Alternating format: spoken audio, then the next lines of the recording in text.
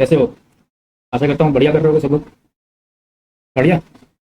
तो आज का हमारा जो टॉपिक है, मॉक टेस्ट देना कब से स्टार्ट करें, और मॉक टेस्ट के बारे में हम लोग आज बात करने वाले हैं। आप बिगनर हैं, रिपीटर हैं, मैं एक्सपेरेंट हूँ। मेरे बारे में तो पहली वीडियो में मैं बता चुका हूँ, तो उस पर बहुत ज़्यादा बात नहीं करते हैं, सीधे पॉइंट पे आते हैं। बहुत ज़्यादा लंबी वीडियो नहीं करनी है। अगर आपको ऐसा लगे कि मैं बहुत धीरे बोल रहा हूँ तो आप स्पीड बढ़ा के देख सकते हैं और अपना टाइम सेव कर सकते हैं। जैसे कि अगर आप बिगनर हैं, रिपीटर हैं मेरी तरह, तो हम दोनों की मॉक स्ट्रेटजी क्या रहनी चाहिए, क्या होनी चाहिए, ये आज मॉक स्ट्रेटजी के बारे में ही मैं डिस्कस करने के लिए यहाँ पे आया हूँ। बात शुरू करते हैं। हमारी बैंकिंग एग्जाम्स का कैलेंडर जो है जनवरी में ही आउट हो चुका था, और अभी फिलहाल में हम लोग मई में खड़े हैं।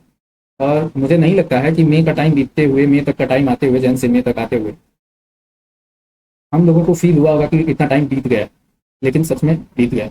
एक रिमाइंडर के तौर पे मैं आप लोगों को याद दिला दूं कि एसबीआई पीओ और एसबीआई क्लर्क के दोनों एग्जाम जो हैं ये एक्सपेक्टेड है अगस्त के स्टार्टिंग में, ठीक है।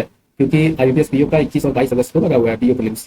तो ये तो स्टार्टिंग में ही, तो अगर हम कितने दिन बचे हुए हैं बैंकिंग एग्जाम स्टार्ट होने में उसकी बात किया जाए तो 85 डेज एसबीआई पीओ में, 95 SBI clerk, IBPS PO 103, IBPS PO में 103 है, सॉरी, आईबीपीएस क्लर्क में 153, RRB PO 195, RRB clerk 209। Approx मतलब 200 दिन के आसपास का समय आरआरबी पीओ में है, 100 दिन के आसपास का आईबीपीएस पीओ में है, और 80 दिन के आसपास का, 85 नहीं 80 डेज के आसपास में हम लोगों का आईबीपीएस एसबीआई पीओ में बचा हुआ है दिन।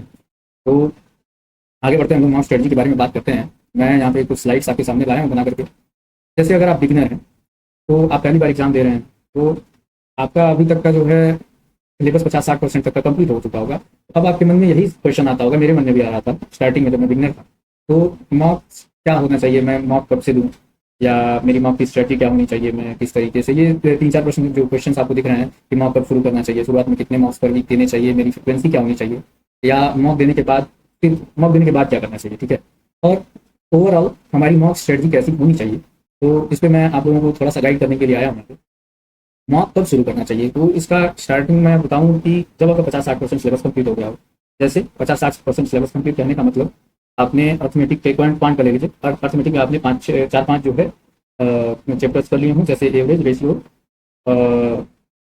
प्रोपोर्शन हो गया, परसेंटेज हो गया, प्रॉफिट लॉस, या मतलब 4-5 ये बेस मैंने बता दिया आपको। एवरेज, रेशियो एंड परसेंटेज, ये 3 चैप्टर जो होते हैं ये बेस होते हैं, ठीक है। और डीआई आपका कैलकुलेशन होता है टोटल। स्पीड मैथ्स आप पढ़ ही लिए होगे, तो अब तक इतना होना चाहिए। और बाकी रही स्पीड रीजनिंग। स्पीड रीजनिंग कहने का मतलब मेरा सिलाविजन से है, इनक्वलिटीज से है, कोडिंग डिकोडिंग से है,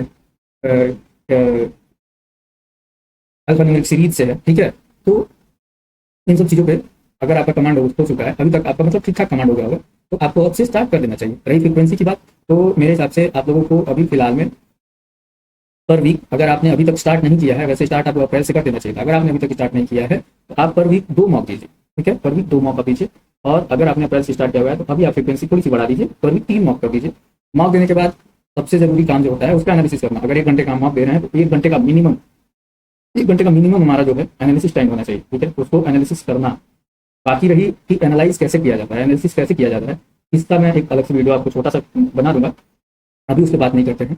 तो और दूसरी बात, मॉक स्ट्रेटजी क्या है, फ्रिक्वेंसी बता दिया मैंने आपको। सीधे सीधे ऐसे ही करते जाना है पूरा मई आप सिर्फ को यही करना है। अभी मई का पहला सप्ताह खत्म हो चुका है, दूसरा सप्ताह शुरू हो रहा है। आपको सिर्फ यही करना है कि पर वीक, मतलब 3 वीक अभी बचे हुए हैं, आपको 3 मॉक 1 वीक में लगाना है, मतलब टोटल 9 मॉक लगाना है, फुल लेंथ, ठीक है। दूसरी, आप सेक्शनल की बात करिए, सेक्शनल आप पर डे 1 लगा सकते हैं, ठीक है।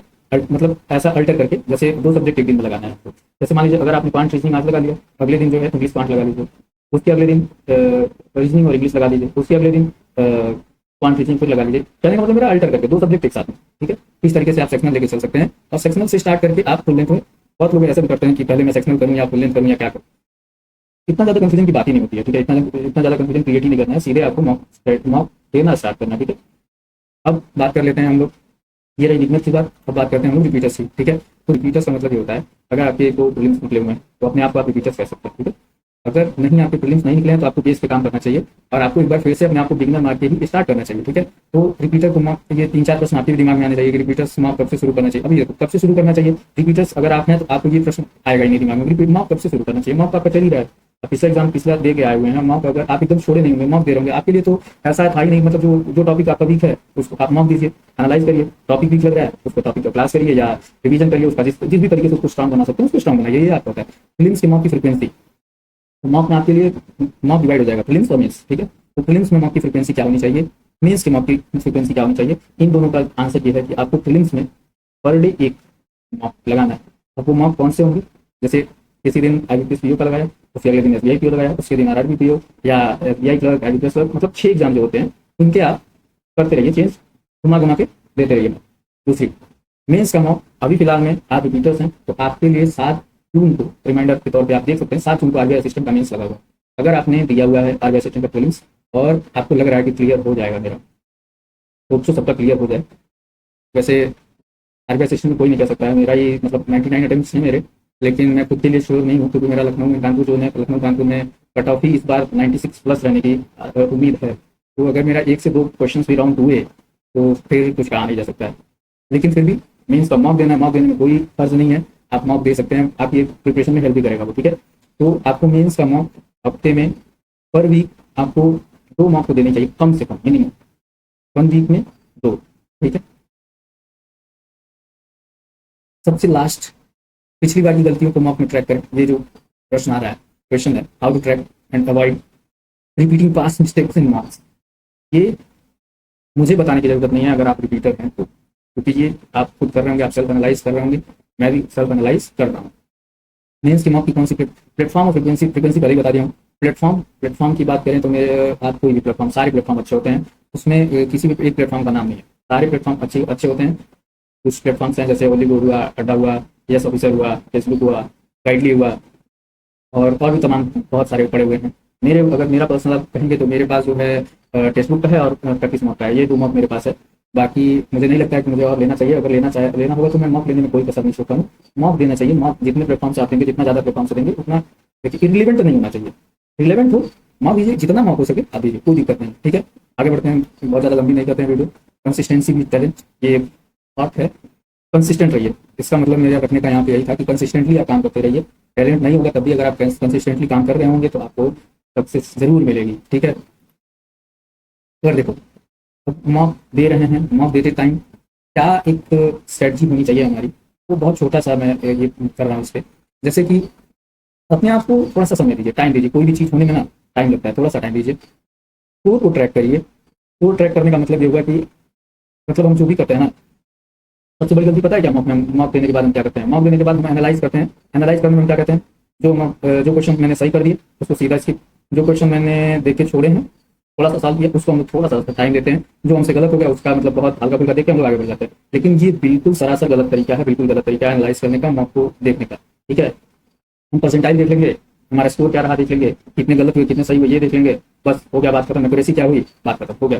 लेकिन ऐसा नहीं होता है, आप एक ट्रैक रिकॉर्ड बनाइए, अपना स्कोर, अपना परसेंटाइल, अपना एक्यूरेसी, कौन से सेक्शनल भी आप अपना ट्रैक करिए। देखिए अगर मेरी बात करेंगे तो देखो ये रहा, ये देखो ये रहा, ठीक है, इस तरीके से मैंने बनाया हुआ है अपना, ठीक है, ट्रैक करने के लिए अपना, ये मेरी स्ट्रेटजी है। अगर आप कमेंट, अगर आप कहेंगे तो मैं ये चीज़ें कर दूँगा, ठीक है, तो मैं लगा दूंगा, ये मेरी इस तरीके से कॉपी बनाइए, मैं अपनी स्कोर को ट्रैक करिए, ठीक है, और उसको एनालाइज करिए, बहुत ज़्यादा एनालाइज करिए चीज़ें, और क्वालिटी ओवर क्वांटिटी, बहुत ज़्यादा मॉक नहीं देने हैं, ऐसा नहीं है कि मतलब लगे पड़े हैं मॉक 1 दिन 2 3, उसका भी टाइम आएगा, 1 दिन 2 3 देना भी उसका भी टाइम आएगा, लेकिन अभी के लिए फिलहाल में क्वालिटी करिए, क्वांटिटी में बहुत ज़्यादा मत करिए, एनालाइज करिए उस चीज़ों को, काम आएंगे आगे। एक बात और मैं आप लोगों को एक इन्फॉर्मेशन दे रहा हूँ कि आगे यहाँ पे देखो ये रहा, SBI में 85 डेज बचे हुए हैं, ठीक है, 85 डेज बचे हुए हैं, तो मैं क्या सोच रहा हूँ कि 85 डेज हैं तो मैं 85 नहीं 80 लेके चलता हूँ, 80 डेज बचे हुए हैं एग्ज़ाम स्टार्ट होने में, तो मैं कल से 80 डेज 80 मॉक, ये एक सीरीज स्टार्ट कर रहा हूँ यूट्यूब पे, पर डे एक लाइव मॉक होगा 9:45 AM पर, ठीक है, पर डे ये मॉक होने वाला है।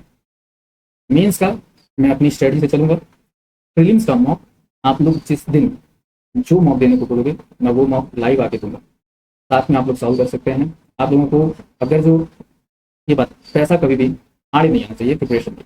अगर आप लोगों के पास मॉक नहीं है, मॉक सीरीज नहीं है, क्लासेस नहीं है, रिसोर्सेज नहीं है, कमेंट करिए, मैं आपको 2 सालों में अपनी बहुत मेहनत से मैंने जुटाया है, मैं अपने रिसोर्सेज आपको प्रोवाइड करूंगा। साथ में चलिए मिल के छोड़ेंगे।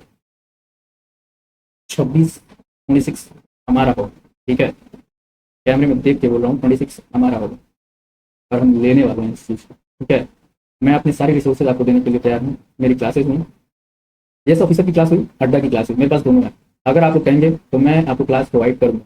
आशीष सर की, निमिषा मैम की, अंकुश सर का, सौरभ सर का, शांतनु सर का, मतलब ऑल सबका जीए भी आप कहेंगे तो मैं प्रोवाइड कर दूंगा। उसका भी पीडीएफ हुआ, मैं सब कुछ, मतलब अगर आप कहेंगे तो मैं प्रोवाइड कर सकता हूँ ये सब सारी चीज़ें, ठीक है? साथ में मिलकर पढ़ते हैं, बेस्ट ऑफ लक।